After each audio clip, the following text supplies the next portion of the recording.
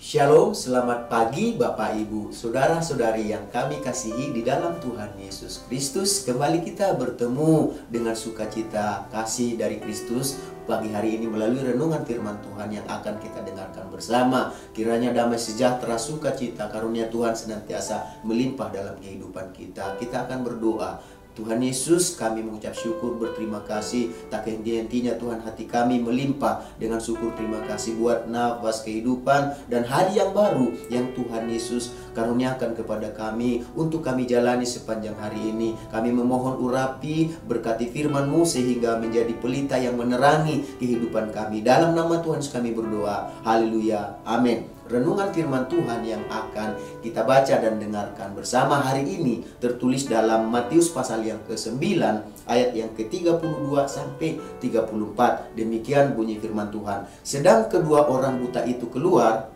dibawalah kepada Yesus seorang bisu yang kerasukan setan.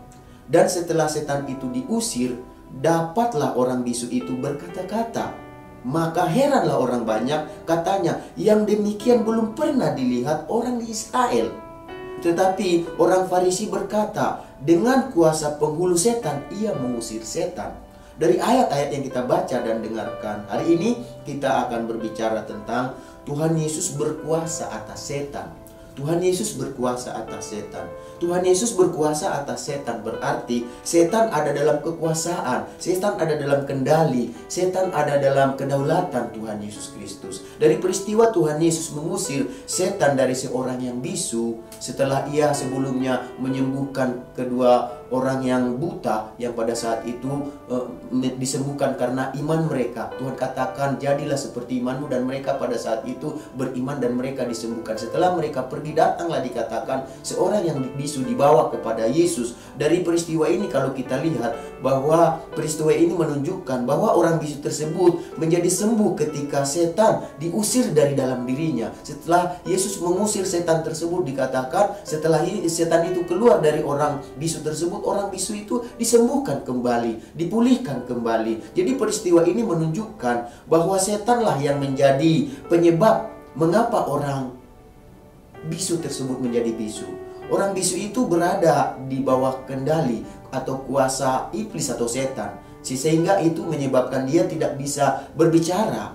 Itulah salah satu kejahatan yang dilakukan oleh setan, yang dilakukan oleh iblis terhadap manusia. Setan dapat menyebabkan manusia menjadi bisu, dan masih banyak cara lain yang ia gunakan untuk melakukan kejahatannya, untuk melakukan apa yang direncanakan, yang dia inginkan terhadap manusia. Jadi setan bisa merasuki manusia sehingga manusia dibuatnya menjadi diam terhadap segala sesuatu yang baik. Baik itu setan bisa membuat manusia menjadi bisu dalam doa dan pujian yang sangat dimusuhi oleh setan. Mereka membuat kita setan atau iblis dan segalanya teman-temannya. Mereka itu berusaha dengan segala cara supaya kita tidak berdoa, supaya kita dikatakan tidak menaikkan puji-pujian kepada Tuhan.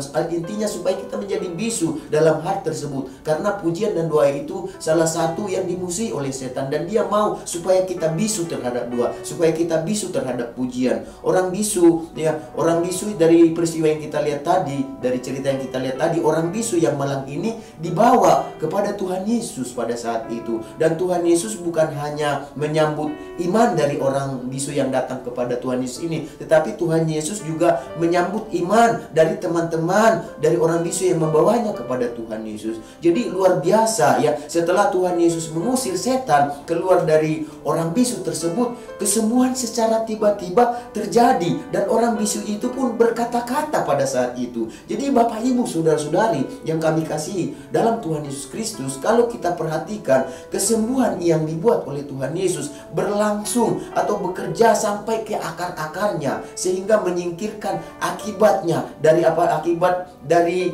menyebabkan yang bisu tersebut dengan menghilangkan penyebabnya. Jadi orang bisu itu bisa membuka mulutnya yang tadinya tidak bisa berkata-kata, yang tadinya tidak bisa mengucapkan kata-kata, tetapi dengan kuasa Tuhan, orang buta itu, roh yang ada, orang yang bisu ini, roh yang ada padanya, akhirnya keluar setan tersebut. Dan dengan kata-kata, dia mengeluarkan kata-kata, kuasa terjadi. Pada saat itu kuasa setan yang ada dalam jiwanya dihancurkan pada saat itu, waktu Yesus mengusir setan dari orang tersebut. Jadi melihat peristiwa yang terjadi tersebut membuat orang banyak menjadi apa? Menjadi heran. Mereka menjadi kagum akan peristiwa tersebut, dan mereka berkata, oh, yang demikian belum pernah dilihat orang di Israel. Jadi itu sesuatu yang tidak biasa. Itu sesuatu yang mereka tidak pernah pikirkan, tidak pernah lihat, sehingga mereka menjadi kaget pada saat itu, menjadi kagum, menjadi heran pada saat itu. Yang begini belum pernah terjadi di Israel. Jadi respon orang-orang banyak pada umumnya demikian, tetapi berbeda dengan respon-respon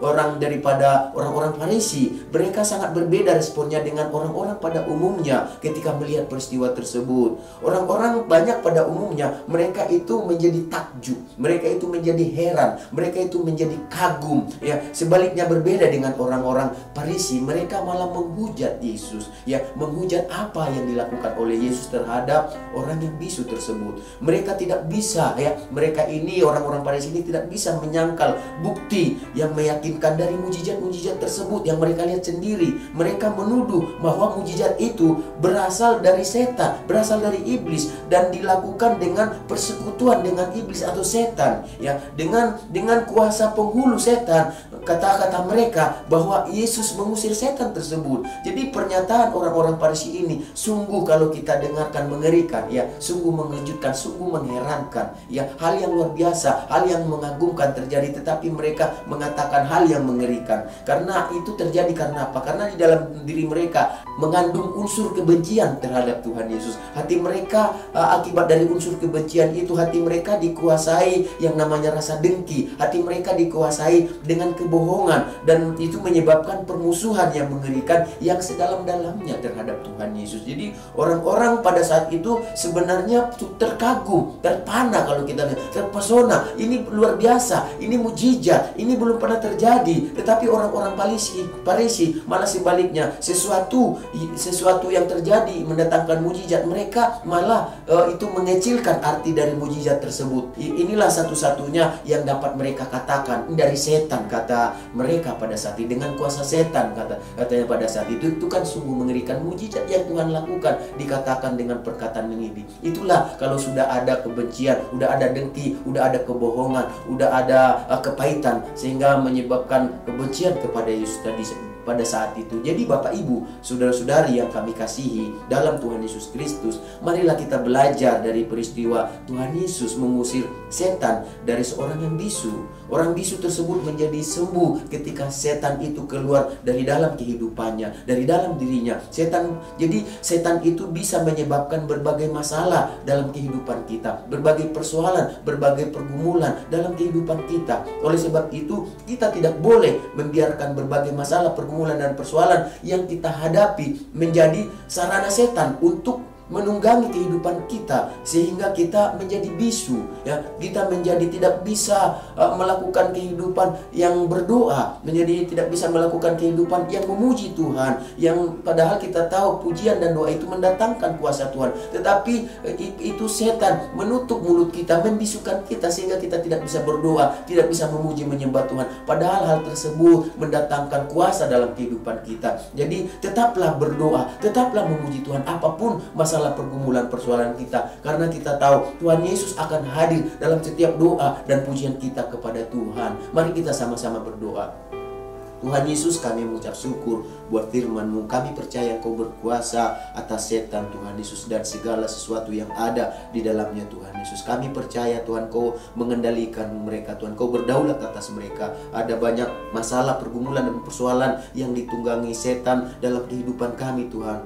Tapi pada saat ini kami diajar, Tuhan, apapun masalah, pergumulan, persoalan kami, jangan sampai mulut kami menjadi bisu. Kami tidak berdoa, kami tidak memuji menyembah Tuhan, kami tidak menghadirkan Tuhan dalam kehidupan kami. Tetapi kami diajar pada saat ini bahwa kami harus tetap berseru kepada Tuhan, harus tetap memuji Tuhan di dalam segala sesuatu kegiatan dan kehidupan kami. Kami juga berdoa, Tuhan, buat bangsa dan negara kami ini. Berkati Tuhan Yesus, Presiden, Wakil Presiden, semua menteri yang ada, jajaran yang ada di tengah bangsa ini. Beri mereka akal budi, pengertian, hikmat, kekuatan untuk mengelola masalah pergumulan yang ada, sehingga kami boleh keluar dari atasnya Tuhan Yesus. Kami berdoa saat ini, biarlah mereka penuh dengan tanggung jawab memberikan yang terbaik buat rakyat yang mereka pimpin Tuhan. Biarlah umat-Mu, anak-anak-Mu yang ada di tengah bangsa ini Tuhan, pakai menjadi berkat di tengah bangsa ini, menjadi dampak yang baik Tuhan Yesus, pengaruh yang baik bagi bangsa ini Tuhan, sehingga bangsa ini boleh melihat kuasa Tuhan, datang kepada Tuhan, bahkan memuji menyembah-Mu Tuhan.